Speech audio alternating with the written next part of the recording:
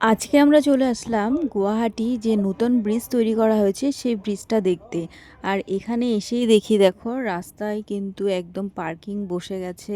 মানে এত পার্কিংয়ের তো জায়গাই নেই, একদম ফুল হয়ে গেছে।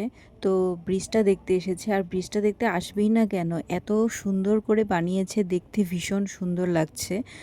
আর এই সুন্দরের সাথে সাথে কিন্তু কিছু অপরিষ্কারও রয়ে গেছে, মানে অপরিষ্কার মানে কিছু মানুষ অপরিষ্কার করেছে। আমার মেয়ে যে দাঁড়িয়ে আছে তার পেছনেই দেখতে পেলাম যে পান খেয়ে, গুটখা খেয়ে মানুষে পিক ফেলে চলে গেছে, মানে রাস্তাটা একদম বিচ্ছিন্ন করে ফেলেছে।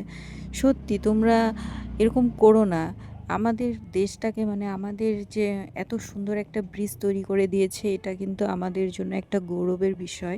এটা আমাদের দেশের সম্পত্তি।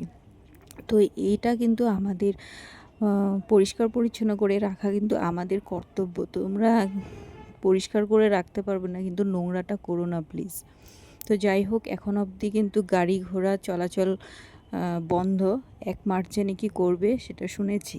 আর এই ব্রিজটা ইনোগ্রেশন করে দিয়ে গেছেন আমাদের দেশের প্রধানমন্ত্রী শ্রী নরেন্দ্র মোদী 14 ফেব্রুয়ারিতে। বেশি দিন হয়নি ইনোগ্রেশন করা। তো আজকে চলে আসলাম আমরা দেখতে। গুয়াহাটি টু উত্তর গুয়াহাটিতে কিন্তু 6 লেন কানেক্টিভিটি করে দিয়েছেন, যেটা 1 ঘন্টার মধ্যে যাতায়াত সময় লাগতো সেটা এখন 5-6 মিনিটের মধ্যে সম্ভব হচ্ছে। তো এর লম্বা হচ্ছে 1240 মিটার।